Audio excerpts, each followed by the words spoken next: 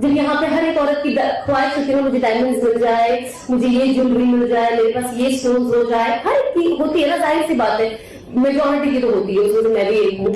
But کبھی کبھی جب میں دعا کرتی ہوں میں کہتی ہوں اللہ مجھے اس دنیا میں اگر یہ نہیں ملنا ہے نا تو مجھے جنت الفردوس میں جلدی سے وہاں میری انٹری کرا کے, کیونکہ میں نے سنا ہے کہ جنت میں جو حوریں ہوگی, جو ہم جو حوریں بنے گی انشاءاللہ اگر ہم نیک رہے تو اللہ سبحانہ وتعالیٰ ہمارے بالوں میں ہی ہیرے زیورات ڈال دیں گے. تو ہم چلیں گے تو یہاں 5 ڈائمنڈ گر جائیں گے, وہاں 5 روپی گر جائے گی, اور ہم جھک کے اٹھائیں گے ہی نہیں. ابھی تو 100 روپیہ بھی گرتا ہے تو جھک کے اٹھا لیتے ہیں اور اسے پرس میں رکھ لیتے ہیں. تو امیجن جنت میں ہمارا حال کتنا خوبصورت ہوگا.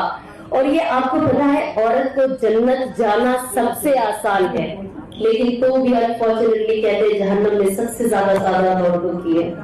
یہ اور ان عورتوں کی ہے جو ہمیشہ ناشکری کرتی ہے.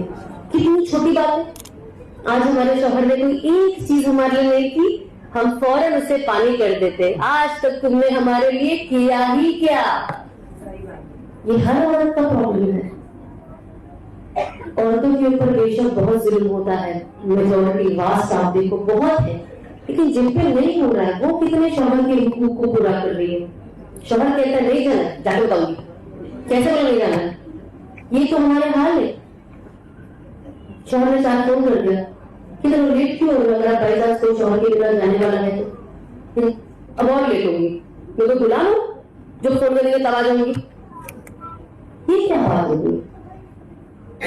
جو کہتے ہیں نا سب سے چھوٹا درجے کا چیز, اگر کوئی عورت اس دنیا سے چلے جائے اور صرف اس کا شوہر اس سے راضی ہو, اللہ سبحانہ و تعالیٰ آپ کے لیے جنت لکھ دیتے.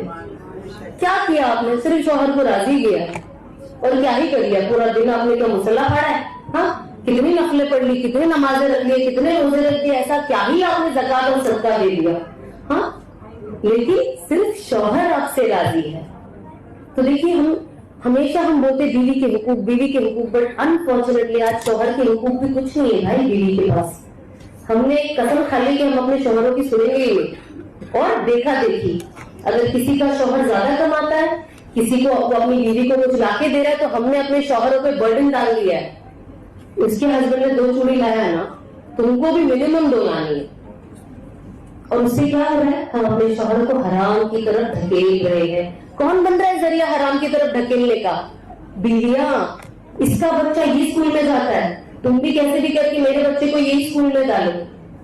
اب شوہر کے پاس اسباب نہیں ہے, لیکن اتنا پریشر, شوہر کہاں جا رہا ہے؟ حرام کمائی کی طرف. تو یہ بیوی کا بھی فرض بنتا